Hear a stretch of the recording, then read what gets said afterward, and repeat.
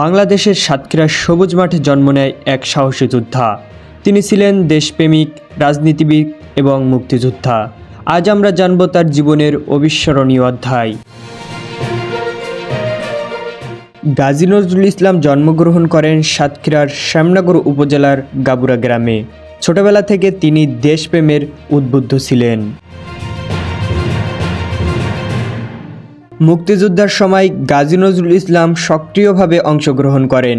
তিনি জামায়াত ইসলামের জেলা কর্মপরিষদ সদস্য এবং শ্যামনগর উপজেলা জামায়াত ইসলামের আমির হিসেবে দায়িত্ব পালন করেন।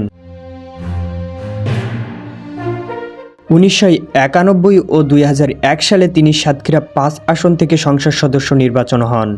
তিনি জনগণের সেবায় নিজেকে নিয়োজিত রাখেন।